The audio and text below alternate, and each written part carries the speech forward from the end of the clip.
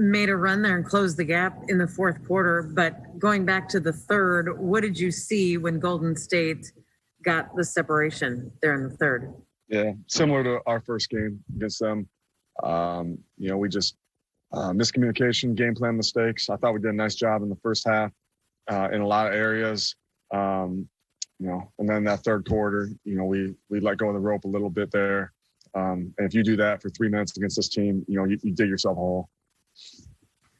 Steph Curry missed his first 6 threes, finished with 16. Did you feel like there was improved defense against him in particular tonight? Yeah, no, I definitely did. But with that being said, I think you gotta do it. You can't just do it sometimes. We gotta be in every possession team.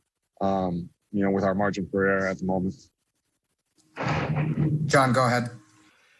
Ryan, I think even as the game was slipping away a little bit in the third quarter, toward the end, Ant went on a nice little run, just kind of staying aggressive offensively. What did you think of just seeing, I guess, the way that he stayed in the fight even when it wasn't going well for you guys? Yeah, I liked it. I thought that he was aggressive. I thought that he picked his spots, and he was finding things within the offense. It wasn't a whole lot of isolation, and that'll come more as he gets more freedom. But I liked his game tonight and the way he battled.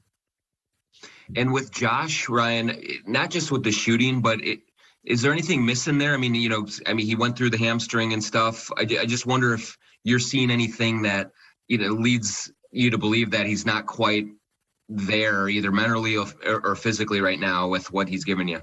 Yeah, I mean, I expect a lot out of Josh because I know Josh has that in him. So he's been a defensive anchor for us, and we need him to be that for us to be a good team. That's got to happen. Josh is somebody who he takes losses and performances hard because he cares. And that's something I love about him. So I know he cares. He cares right now. Chris, go ahead. Ryan, we saw Nas take a hard fall, left the game for a little bit, was able to come back. Looked like he was grabbing his wrist. We saw Carl earlier in the year leave a game, come back, but then he missed the next couple of weeks. Are you anticipating, what's the status on Nas, and are you anticipating having to go through any further testing with him like you did? Yeah, I don't have any info. I mean, I'm not a doctor, but I'd assume they'll check everything out. So. Okay. Just in general with his performance though, what has he shown you? We talked about in pregame as well.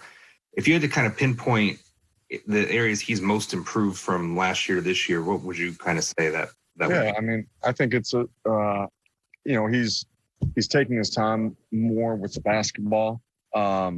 He's we're continuing to work with inside out play. But I do like that he's rebounding the ball a little bit better. I think that he's always been a playmaker and somebody who's able to handle the basketball a little bit. So he has that in his game. But I like how he's taking to teaching and him being able to screen better now. Play a role too, because that'll help him get other guys back.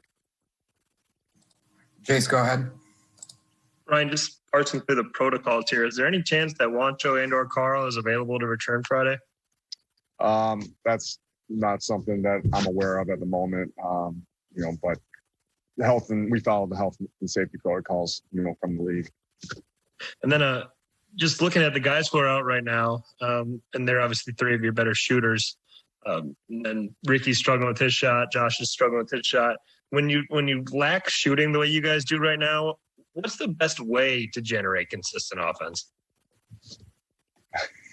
I mean, it's got to be where you're getting the foul line.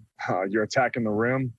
But I said earlier, I mean, it's, defensively, you got to be a really good defensive team if you're struggling to shoot the ball, so that you can get out in transition, because it makes it even tougher when you're taking out the net and you're going against a set defense. But it's tough to generate points there.